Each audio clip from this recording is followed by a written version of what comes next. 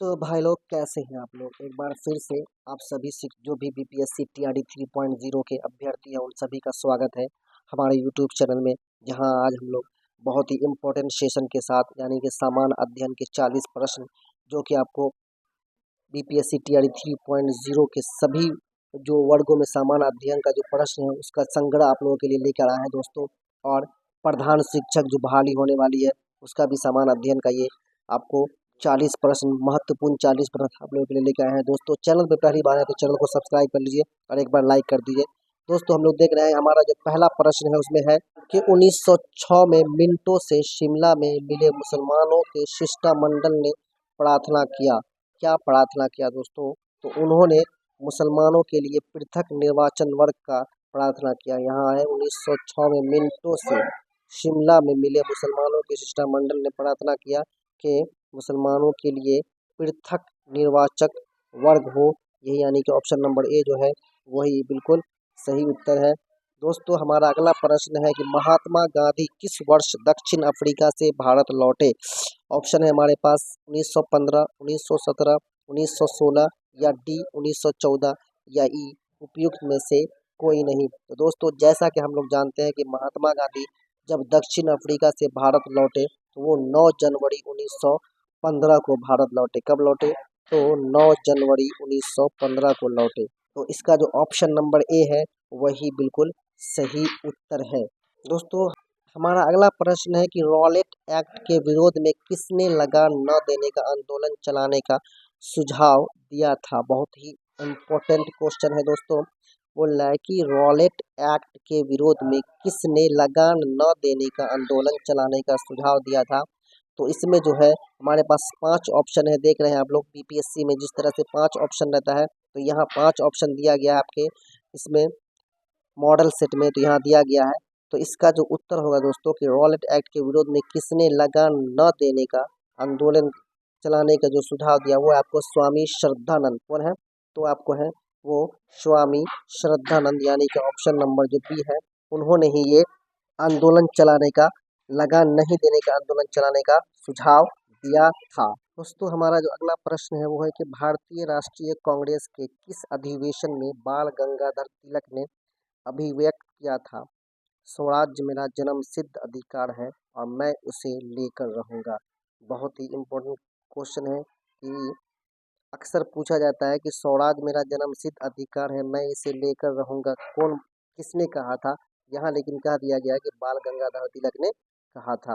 लेकिन यहाँ बोल रहा है कि किस अधिवेशन में बोला गया था, तो ये आपको है लखनऊ अधिवेशन 1916। लखनऊ अधिवेशन 1916 में आयोजित भारतीय राष्ट्रीय कांग्रेस के वार्षिक अधिवेशन में अपने भाषण में बाल गंगाधर तिलक ने कहा कि स्वराज मेरा जन्मसिद्ध अधिकार है, मैं इसे लेकर रहूंगा। यानी कि ऑप्शन नंबर सी जो है वही आपका सही उत्तर है। हमारा अगला प्रश्न है दोस्तों कि भारतीय राष्ट्रीय कांग्रेस की स्थापना कब हुई? तो हम लोग बहुत अच्छे से जानते हैं कि 28 दिसंबर 1885 को भारतीय राष्ट्रीय कांग्रेस की स्थापना हुई।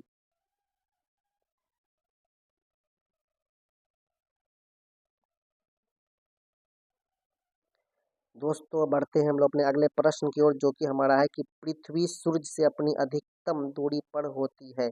सबसे मतलब कि अधिकतम दूरी पर पृथ्वी कब होती है? ऑप्शन है हमारे पास 30 जनवरी, 22 दिसंबर, 22 सितंबर या 30 फरवरी या उपयुक्त में से कोई नहीं।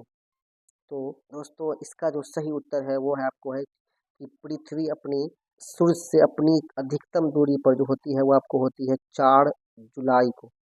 4 जुलाई को। तो इसका जो सही उत्तर हो जाएगा वो होगा आपको उपयुक्त में से कोई नहीं, यानी कि आंसर नंबर जो ई दिया गया है यानी ए बी सी डी कोई भी उत्तर इसका सही नहीं है। हमारा अगला प्रश्न है कि दक्षिण पश्चिम मानसून की अवधि के दौरान तमिलनाडु सूखा रहता है क्योंकि?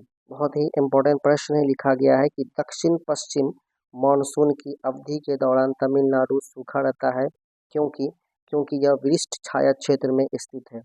क्यों? क्योंकि यह वृष्टि छाया क्षेत्र में यह स्थित है, इसीलिए यह सूखा रहता है। बढ़ते हैं अगले प्रश्न की ओर, जो कि हमारा है कि भारत के निम्नलिखित राज्यों में से किसमें सागवन का वन पाया जाता है? बहुत ही महत्वपूर्ण प्रश्न है कि सागवन, यहाँ सागवन दिया हुआ है, सागवन का वन कहाँ पाया जाता है दोस्तों? ऑप्शन ए में है मध्य प्रदेश, उत्तर प्रदेश है, सी में झारखंड है, डी में एक से अधिक है, या ई में कोई नहीं है। तो सागवान का जो दोस्तों वन है वो आपको मध्य प्रदेश में पाया जाता है। कहाँ पाया जाता है? तो मध्य प्रदेश, यानी कि ऑप्शन नंबर ए जो है वही आपका सही उत्तर है। हमारा अगला प्रश्न है कि सलाल जल विद्युत परियोजना किस राज्य संघीय प्रदेश में स्थित है? सलाल जल विद्युत परियोजना किस राज्य संघीय प्रदेश में पूछ रहा है कि सलाल जल विद्युत परियोजना है वो किसमें है दोस्तों? तो ये आपको जम्मू कश्मीर में है। कहाँ है? तो जम्मू कश्मीर में है। दोस्तों बढ़ते हैं हम लोग अपने अगले प्रश्न की ओर, जो कि हमारा है कि गेहूं किस जलवायु की फसल है? शीत जलवायु की, शीतोष्ण जलवायु की, आर्द्र जलवायु की, या उपयुक्त में से एक से अधिक? दोस्तों तो जो गेहूं जो दोस्तों आपकी फसल है वो आपको शीतोष्ण कटिबंधु जलवायु की फसल है, यानी कि ऑप्शन नंबर बी में जो दिया गया है वही आपका सही उत्तर है। हमारा अगला प्रश्न है करंट से दोस्तों कि हाल ही में पहला खेलो इंडिया जनजातीय खेल महोत्सव का आयोजन कहाँ किया गया था? बोल रहा है कि हाल ही में खेलो इंडिया जनजातीय खेल महोत्सव का आयोजन कहाँ किया गया था दोस्तों? तो इसका जो सही उत्तर है वो आपको खेलो जनजातीय खेल महोत्सव का आयोजन आपको भुवनेश्वर में किया गया था, यानी कि ऑप्शन नंबर सी में जो भुवनेश्वर है वही आपका सही उत्तर है। बढ़ते हैं हम लोग अपने अगले प्रश्न की ओर, जो कि हमारा है कि विश्व टेस्ट चैंपियनशिप 2023 करंट का क्वेश्चन है कि विश्व टेस्ट चैंपियनशिप 2023 की विजेता टीम कौन है दोस्तों? तो ये है आपको ऑस्ट्रेलिया। 2023 में ऑस्ट्रेलिया ने इंडिया को हराया था, तो ये इसका उत्तर नंबर जो बी है वही करेक्ट है। और विश्व टेस्ट चैंपियनशिप 2022 कौन जीता था दोस्तों? तो वो आपको तो इसकी न्यूजीलैंड जीता था, जो कि ऑप्शन नंबर सी में दिया गया है, और पहला विश्व टेस्ट चैंपियनशिप वो था। हमारा अगला प्रश्न है दोस्तों कि हाल ही में चुनाव आयोग ने पहली बार वोट फ्रॉम होम की सुविधा कहाँ प्रारंभ की? यानी घर से वोट गिराने की जो सुविधा है वो कौन से स्टेट से, यानी कौन से राज्य से ये शुरू किया गया है? तो ऑप्शन हमारे पास है कर्नाटक है, केरल है, मणिपुर है, या एक से अधिक, या उपयुक्त में से कोई नहीं। तो हाल ही में चुनाव आयोग ने जो पहली बार वोट फ्रॉम होम की सुविधा प्रारंभ की है दोस्तों वो आपको है कर्नाटक। कौन सा स्टेट है आपको? तो कर्नाटक में उन्होंने शुरू किया है कि वर्क फ्रॉम होम। बढ़ते हैं अगले प्रश्न की ओर, जो कि हमारा है कि tennis tournament French open 2023 French open 2023 में पुरुष एकल का खिताब किसने जीता है? इंपॉर्टेंट प्रश्न है, करेंट का क्वेश्चन है। बोल रहा है कि फ्रेंच ओपन 2023 में पुरुष का एकल खिताब किसने जीता है दोस्तों? तो इसका जो उत्तर है वो आपको है नोवाक जोकोविच, यानी कि ऑप्शन नंबर जो सी में दिया गया है नोवाक जोकोविच। हमारा अगला प्रश्न है दोस्तों कि सऊदी अरब को पछाड़कर यूरोप का सबसे बड़ा रिफाइंड तेल आपूर्तिकर्ता देश कौन सा बना है? सऊदी अरब को पछाड़कर, यानी कि बहुत ही इम्पोर्टेंट प्रश्न है। बोल रहा है कि यूरोप का सबसे बड़ा रिफाइंड तेल आपूर्तिकर्ता कौन सा देश बना है? जो कि हमारे पास ऑप्शन है जापान है, भारत है, अमेरिका है, या इनमें से एक से अधिक है।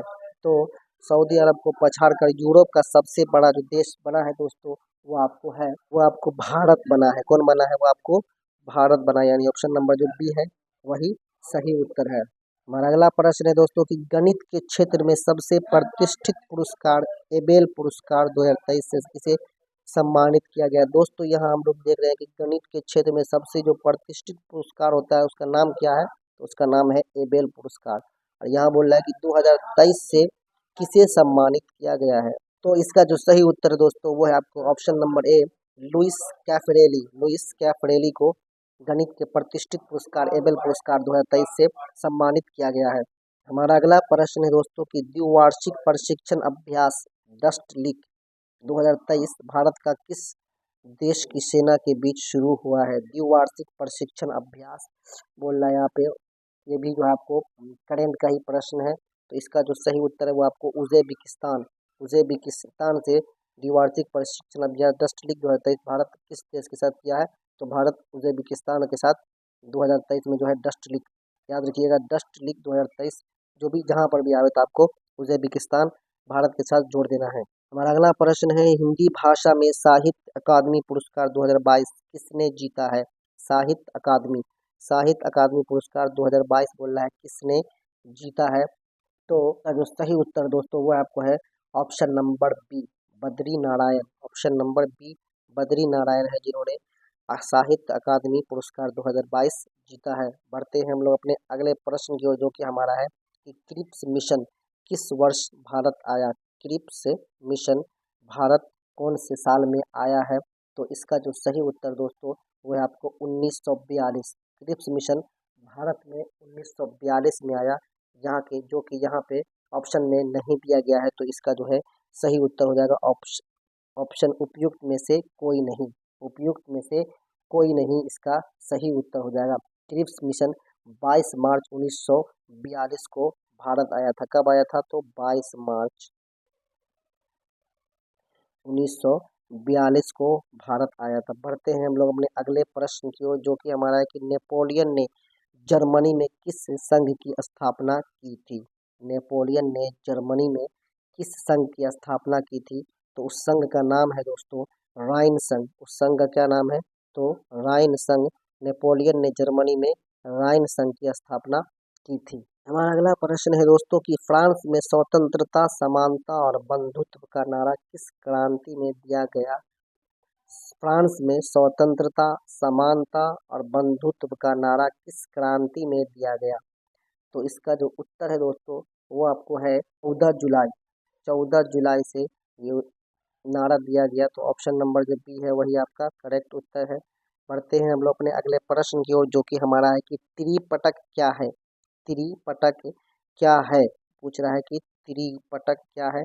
ऑप्शन है बौद्ध साहित्य, जैन धर्म के दार्शनिक सिद्धांत, तीर्थकारों का जीवन, या एक से अधिक है, या इनमें से कोई नहीं। तो त्रिपिटक दोस्तों आपको क्या है? तो एक बौद्ध साहित्य है। क्या है? तो ये एक बौद्ध साहित्य, यानी कि ऑप्शन नंबर जो ए दिया गया है वही आपका सही उत्तर है। हमारा अगला प्रश्न है दोस्तों कि इलाहाबाद स्तंभ अभिलेख किस एक से संबंध है। इलाहाबाद स्तंभ किस एक से संबंध है। तो इसका जो सही उत्तर दोस्तों वो है आपको समुद्रगुप्त से संबंध है। किससे संबंध है? तो समुद्रगुप्त से इलाहाबाद स्तंभ अभिलेख संबंध है।